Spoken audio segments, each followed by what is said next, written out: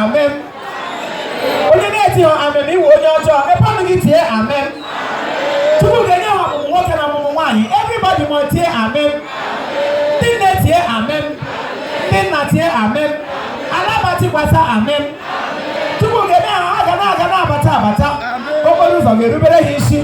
How guys to tumu umas obaha. Kachuku dikanina goes uno. Na one saw everybody. If you are not a witch. Jesus, I got to TV from the Holy Moses. What's happening? Hold this one. They say that so many were born, so many were created, so many were thrown from the throne of throne, and so many also were delivered. Today, special being was born. Machi. Who is that? It's not that. It's not that. It's a she. Say she. Oh, who is she? Good. Who is she? Say who is she? Oral English in Dutch. Who is she? Good. Her name is Concepta Chidera Iwuzie. Yes, she's from Umunko, Isi Alambano in Imo State. Nice name. Yes, Nice Concepta. Yeah. Concepta. She was conceived. She must be pretty. Pretty. She's the epitome of beauty. Say epitome. Pitom. Oh, Pitom. Pitom. Beauty. Beauty. Thank you. Her mother is from Isunjaba, my place. Her mother is from Imo Isunjaba here. Okay. They call she come marry for Alambano. If you reach there, if you see all her children, all her children are childrenful, very beautiful and very glamorous. Honey, today happened to be her birthday, so that is why I bought these things for us to jubilate and then celebrate. Then John Tapuz into her birthday. Celebrate, but alcohol on bread, it doesn't go. Obasango. You will I read about Basango. Lots of you get shit on the alcohol and a bread. In your country, you eat a monkey. You eat a fried. You eat a mururu and then. Because John me let us celebrate. Kupu. So go Kupu. Kupu. Not Kupo. I want kupo. Kupo. That is open. Okay, I get it.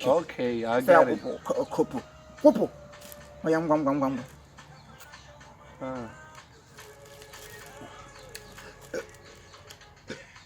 I can do them. I will swim in the ocean of drunk. I will smoke and swim in the ocean of drink, and drink with smoke ocean of meat. But this place looks, the area looks bushy. It looks bushy. Let's go to somewhere, to celebrate. Nigeria is Nigeria. Africa is Africa. When you go to your town, then you look for a developed area. Bushy man I am, and bushy area I was. Yes, I am a bushman in a bushy area, and we are all bushes. Yes, so bush. Look at your head. Is your head not bushy? So bushy area plus bushy head. What's a bushy? Everybody now with a bush. Okay. Dabri. Let us sing. I sing my baby. The good make connection. My baby. Things my baby. Go be here. Ta which there as there. See there our concept. It was there. Ta wo had there. Onya pakoliaka. Happy birthday to you. Happy birthday to you. Happy birthday. Why are you not singing? Happy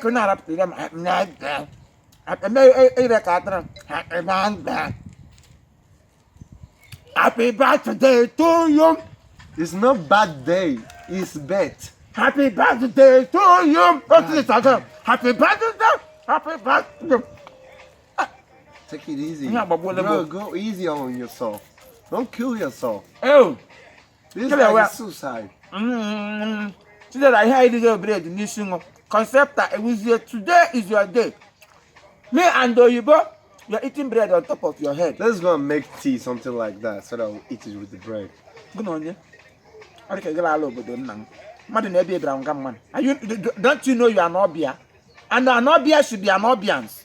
Don't Obia me, Biangam, can run Obia. Biangam, don't controlling me. Tell me, let me tell you what to do. Don't tell me, command me as if I'm your here. Chidera, we wish you happy birthday. May the good Lord Almighty continue to strengthen you. Beautiful damsel you are. Say happy birthday to Chidera. Happy birthday to you, Chidera. We wish you long life Chidera and prosperity. Chidera concept. Well, Chidera concept. Ewuzie. Ewuzie. From Umunko, isi ala mba no. From Umunko. Owo ha Umunko, kabu ono ka ihe Umunko. Umunko. Umunko. See my mouth. Don't go you. Umunko. Umunko. De Chidera. Umunko. Let's eat this bread. Thank you.